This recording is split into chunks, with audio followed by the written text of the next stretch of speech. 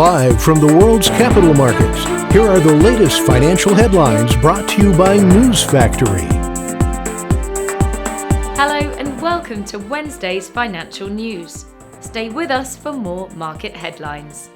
The dollar-yen pair has lost 0.7% in the last three sessions. The ADX is warming up and is now giving a neutral signal.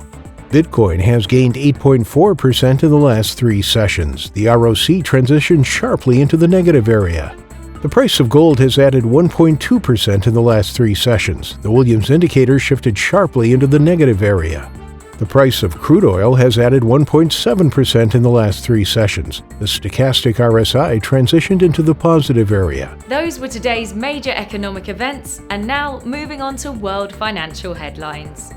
India's fuel consumption in January registered its first month-on-month decline in 5 months, as an uptick in global oil prices posed a roadblock to a gradual recovery in demand from the world's third-largest oil consumer. The Canadian dollar weakened against its U.S. counterpart as oil consolidated recent gains, with the loonie pulling back from its strongest level in nearly 2 weeks. Open interest on Litecoin futures hit a record $584 million, a signal that institutional investors like Bitwise and Grayscale Investments are interested in the altcoin. Coming up, the choices from our chief analyst for today. The U.S. Consumer Price Index will be released at 13:30 GMT. The U.S. Consumer Price Index Core at 13:30 GMT. Germany's Harmonized Index of Consumer Prices at 700 GMT.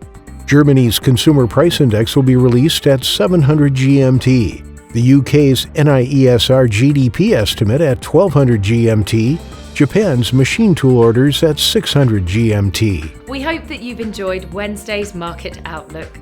On behalf of all of us here, we wish you a productive trading day.